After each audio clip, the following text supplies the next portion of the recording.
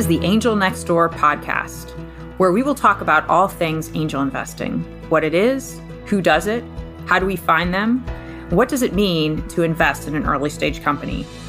If you have ever wondered how you can affect the change you want to see in the world, then tune in to learn more. In this episode, I'm talking to newly minted angel investor Amy Jacobs.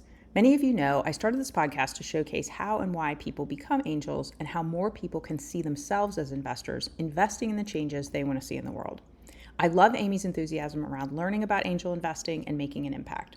She shares about how her background in the corporate and nonprofit worlds uniquely positions her to navigate and impact the startup landscape. Special shout out to Amy also because she helped me edit not just the audiobook version of Do Good While Doing Well, my book that releases September 10th, 2024, but she also gave me great feedback on what she wanted to see as a new angel in the Do Good While Doing Well workbook, which releases around the same time. Enjoy the show. Well, hi, Amy. Welcome to the show.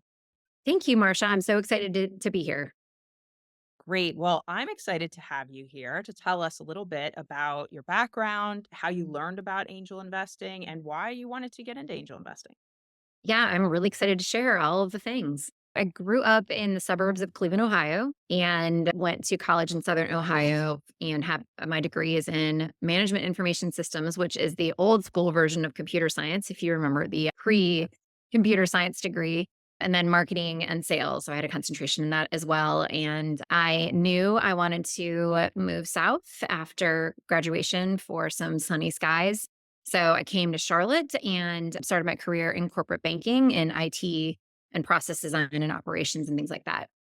And so I spent a ton of time in the second largest banking town in the banking sector, working mostly for Bank of America with a hot stint at Ally Bank as well.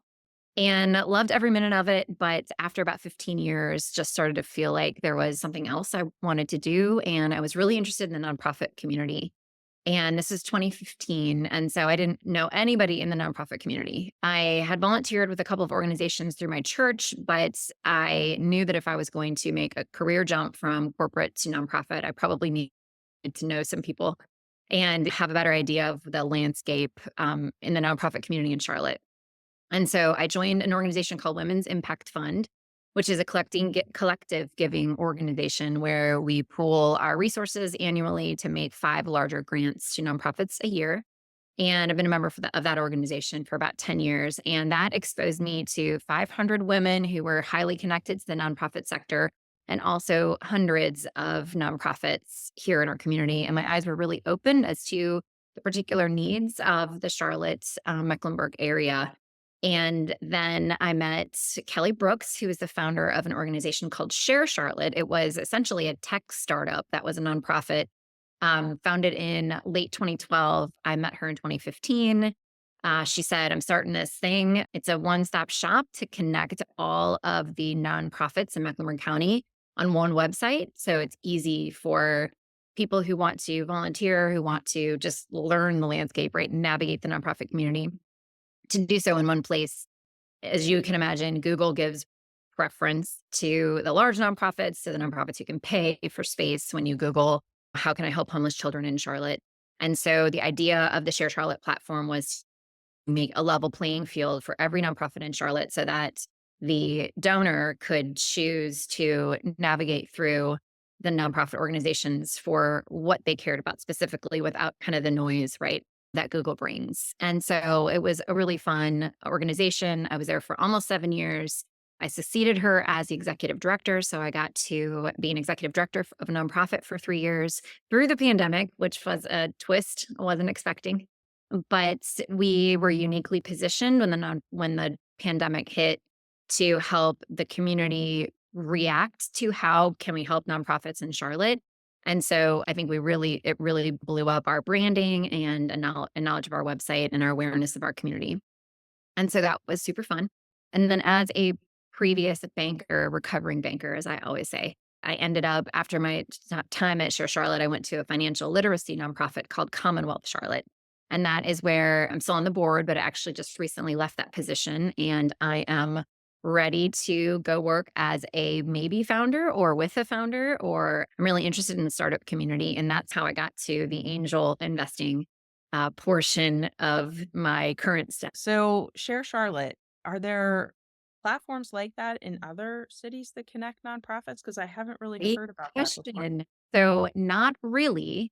But when Kelly stepped down so in 2018, when I became the executive director, the founder actually took the platform to 7 other communities in the country. So there are more shares around the state, and then she ended up selling the platform to an organization in Omaha, Nebraska, and they are making it even larger. And so I did get to be part of a tech startup that had an opportunity to scale to different communities. But it's a nonprofit, and so it's funny in this space how nonprofits are treated different for some reason, even though they're just businesses with the tax status that's different than for profit. But I have learned a lot about in this last year, learning more about the startup community and entrepreneurs and really how they are uniquely positioned as for profit companies to be able to tackle some of the world's biggest challenges without as many constraints, I'll say, as nonprofits typically have to face. And so that was one exciting part of getting to work for that small nonprofit was that I got to work for a tech startup that had an opportunity to scale. Didn't have an opportunity to make any money, right? Because it's for or nonprofit, but it still is doing a lot of good in the communities that it is in and will do in the other communities as it expands across the nation.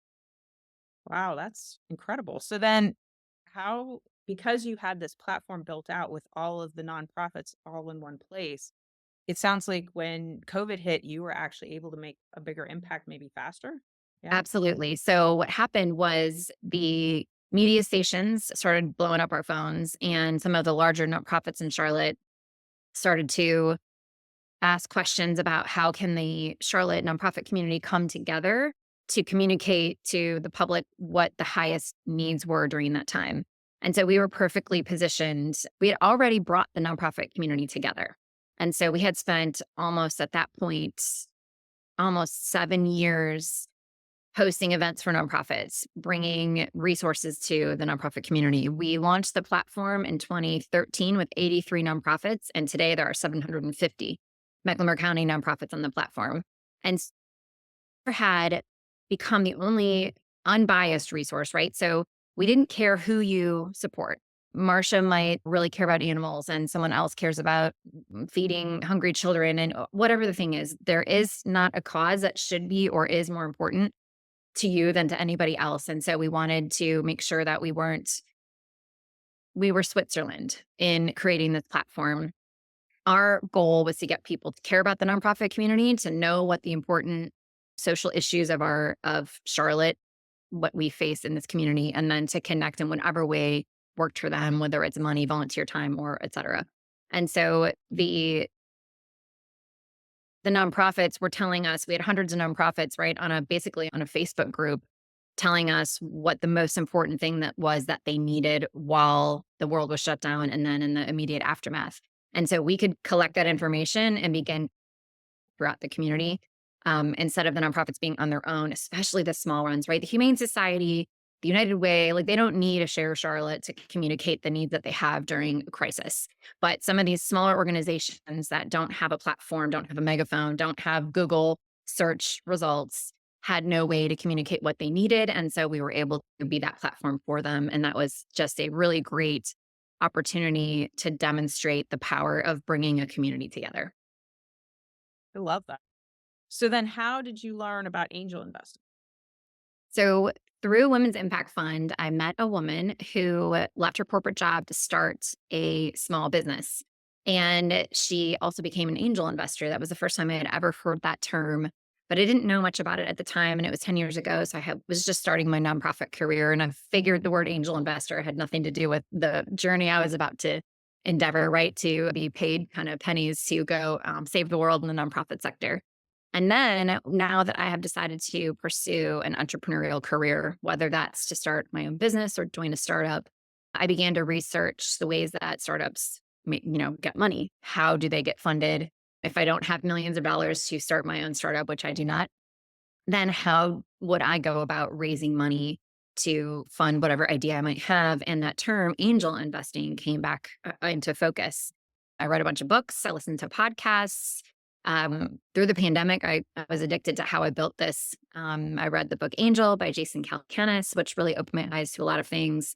Mike Evans' Grubhub, his book about Grubhub, it's called Hangry, was incredible. Just learning all of the different challenges people face and how an idea with leveraging the talents that you have can literally start in your apartment. And I think he lived in Chicago. And I started to listen to, like I said, podcasts. And then I met you and I read your book and listened to your podcast as well. And so I just started to find all of the resources I could to learn about this thing called angel investing, why it's even called. That was really interesting to me. And I really think that now that I understand better what it is and who can be an angel investor, I'm excited about it. It's really interesting. And I know hundreds of women in my, not just in my circle, my network, but my neighbors, friends, et cetera, who would also be interested in at least exploring being an angel investor. They just don't have the resources, the knowledge, the people to connect with that could tell them about that. And in January, I joined Venture South. So that was the first formal step forward that my husband and I took to begin actively investing in startups. And so that's where we are. We're a good balance. He is much more bullish in investing and I'm a little bit more conservative. And so I want to learn all of the things as much as possible before I make some investments. But I also already made one. I just felt compelled after one pitch, particular pitch. It wasn't a large amount of money, but I was really excited about it. And I was just like, you know what the heck? Let's get started somewhere. And so those are some of my things that I've learned is that you just have to dive in at some point, but be careful, right? Because it can feel a little bit risky to invest in startups. And I definitely don't want to send my family into bankruptcy. Right, right, right. Which is why we always say don't invest. First of all, don't invest money that you absolutely could not lose. So don't use your like rent payment, mortgage payments, anything like that. Don't use your college tuition fund. Don't do that. But it's great how to see how all of this has come around and to see how the angel community really is a small world. You and I met because we both live in Charlotte and we got introduced through people that both know at the Women's Impact Fund. And then I know a lot of the people at Venture South because I sat on the board of the Angel Capital Association with Matt Dunbar, who's one of the founders of Venture South. So it's so cool to see how this all comes together. It really is. And I really believe that networking is the single best way to learn about a new thing that you're interested in. And if you're looking for a career change or just want to learn about a new way to invest resources into the community, meeting the people who are already doing it and who are in the space is really important. Innovate Charlotte was a great first resource for me here in Charlotte to lay out the landscape of what does the startup community in Charlotte look like? And then I was invited to be a mentor for RevTech Labs. And so they pair business professionals with startups in their accelerator. So I was like, I've never led a startup, so I'm not entirely sure how I can be valuable. And then I started to realize I have all these business skills, right? 25 years of corporate and nonprofit, one of which is fundraising. So I've been fundraising for a decade. I like it. I'm good at it. And so I feel like it's a valuable resource, right, for a startup to have somebody that knows how to fundraise. And so getting involved in these organizations in this community and for others listening, right, who aren't in Charlotte, who can I think you talk about in your book, right, just go on to Mr. Google and look for resources in your area that are linked to a startup community. And you'll be amazed at what you find. And if you don't find one, start one, right? I feel like communities are really excited about becoming more entrepreneurial. And if there's not a single hub in one place that can start to unite the resources of the community, who are the startups, who are potential investors, are there any private equity or venture capital um, firms or people who are interested in this community and start the thing. We're really fortunate in Charlotte that we already have some of those resources, and that is what has helped me navigate and get to the point where I'm comfortable with moving forward. And I'm so glad that you brought up about mentoring and how you thought, I don't know, what do I have to offer a startup? But you have so much to offer a startup, and everyone does in their own way, depending on their background and what the things that they've done in the past. And startups need a lot of different things, and people bring all kinds of expertise and experience, and definitely fundraising is a huge one that you have. Yeah, and I keep forgetting that I did work for a tech startup even though it was a nonprofit. So there are definitely some differences, right? That just the speed at which nonprofits can move is often not as quick. There's a lot less risk tolerance in the nonprofit community. Still this misconception that you can't pay a nonprofit executive director a lot of money. And the nonprofits that do pay their executives what they're worth, right, or a fair market value are often scrutinized in the media or by the boards, right? It's still this just plea, or for some reason, the best leaders aren't necessarily incented in the same capacity that they can be in the for profit space. And hopefully someday it will catch up because charities are critical to the success of our planet and our world, but they alone aren't going to be able to tackle all of the challenges that our planet faces. And if for profit entrepreneurs can be incented and funded to go tackle them while they make money, I think this world will be a much better place to live in. I completely agree. I love that. So, most people don't necessarily think of Charlotte as a startup hub, but there is a lot going on here in Charlotte. I feel like certain cities get named for certain things. And of course, Charlotte is what is considered a banking town because we do have a lot of the big banks here. But tell me a little bit about the landscape that you've seen so far related to innovation that's happening here in Charlotte. Yeah. So, what I do know from my decade of fundraising and meeting hundreds of nonprofits and their boards and leaders, there is a lot. First of all, there's a lot of money in Charlotte. There's a lot of wealth here and a lot of opportunity to invest. There's also a lot of interest in supporting our community. And so whether that's philanthropic, whether that is entrepreneurial. And so what I have experienced and what I have heard so far in meeting all of these new people in this space, the consensus seems to be that there's still a little bit, this is a little bit of the conservative South, maybe, where folks aren't quite as easily convinced to open up their wallets and invest in the startup community. And so, therefore, right, we might not be attracting as many talented startup leaders as we possibly could. But there's also a ton of talent here. Young people by the droves are coming to Charlotte. And so, if we could figure out how to connect all this wealth and this interest in investing with all of this really bright and talented, these bright and talented individuals that are here, then I think we could become an Atlanta or a Boston or some of these other communities that aren't necessarily Silicon Valley, but that are burgeoning communities that have been able to find the money to start the companies and the people to start them who want to be founders and make that happen. But that was just one of my observations here in Charlotte. And I think it's an exciting time. There's nothing but opportunity to grow the community. And we already have some great resources. We have some really great cheerleaders in this space. And to the extent that I can leverage my network and the folks that I have met so far to help um, cheerlead for this community to grow, I would love to do that.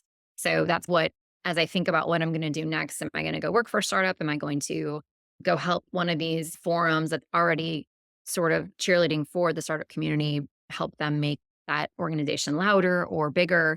It's just an exciting place to be when you have a career switch. And so I'm looking forward to whoever opens a door that I can walk through that I can help really shed a spotlight on how unique and special Charlotte is. Yeah, I couldn't agree with you more, especially since so many people are living are since so many people are moving here since the pandemic and the cost of living is good, the weather's nice. There's lots of Is advantages to this area. So, for sure. And as I mentioned before, just some of the things I've learned along this journey, the best way to learn is just jump in, right? Read the things, meet the people.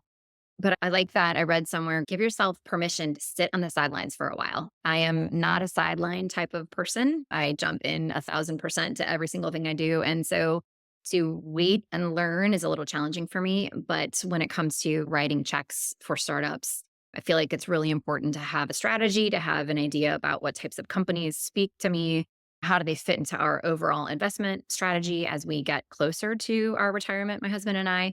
And I heard a great slogan, a great quote somebody shared with me when they were trying to explain to me what I was getting myself into. And they're like, basically, making an angel investment is, and any investment, even in venture capital and things like that, it's a donation unless there's an exit, essentially. And so that made sense for me because spending 10 years in the nonprofit community, it's basically a donation unless there's an exit, right? So expect that. You might never see this money again, but you might see it 3, 4, 5, 10, whatever fold. But in the meantime, you are helping fuel a small business. You're helping employ people. You're helping research a thing, right? And even if this one particular startup maybe doesn't make it, then that founder might take what they learned and the information that they collected while they were funded by your dollars to the next startup, which might crush it and might solve whatever, some giant world problem. And so you never know your investment in one person or one idea might do even down the line. And hopefully, of course, it comes back in some sort of financial capacity, but it doesn't always have to. I love the idea about there's lots of ways to be an angel. So I am most comfortable with a fund because there are some people who are way smarter than me who have done this before, who are bringing vetted deals to us and saying, here are some options for you to choose. To go out and do that on my own seems very daunting and too intimidating, at least at this point in my venture.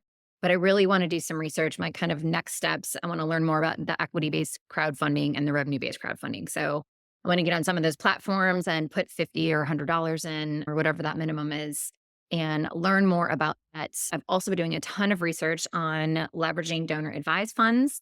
I'm excited to use some of my IRA money to leverage that for an investment. So I feel like there's just so many ways to be an angel that don't require a $50,000 one-time check, which still is I think some of the perception is that you have to have unlimited stacks of cash and you have to be able to write huge checks in order to participate. And that's one way, but that's not most of America and probably not even most of angel investors. These other smaller ways to support companies have a lot to offer as well. And it's fun. It's really interesting. I'm getting to meet really smart, innovative people who are doing really cool stuff. And I got to do that in the nonprofit community, but it was just in a different capacity. And so I feel like this is that kind of next best step, moving away from that charitable framework and mindset into this like this limitless, if I can get enough money to raise this thing, I can tackle this problem and do this really cool stuff. And it's exciting. It is exciting. Well, Amy, thank you so much for being on the show today. I really appreciate all your insights, and I'm happy that you found angel investing. Me too. Thank you so much for having me.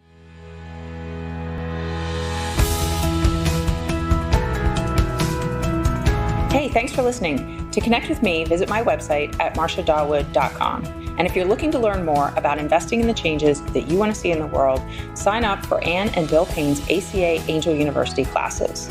You go to angelcapitalassociation.org, all one word, to find out the schedule. Many classes are offered, everything from the angel investing basics, fundamentals, risks, due diligence, term sheets, valuations, returns and portfolio strategy. And for a deeper dive, there are advanced classes which include capitalization tables, startup boards, and exit strategies. If you're not already a member of the Angel Capital Association, you can become one for the low price of $295 for the year, and that will give you unparalleled access to discounts, free webinars with a huge archive of content, networking opportunities, and much more. We'd love to have you join us. All content for this website is informational and not intended to serve as legal, tax, accounting, or investing advice. Well, Marcia, that's me, does serve on the SEC Small Business Capital Formation Advisory Committee. My views are my own and not the views of the SEC or my fellow colleagues on the committee. Our speakers and hosts are thoughtfully selected for their educational value, but their opinions are their own and do not necessarily represent the views of the host, me, or the Angel Capital Association, and neither specifically endorse the use of presenters' products or services. Listeners of the podcast should consult their own tax, investing, legal, or accounting advisors before making important financial decisions.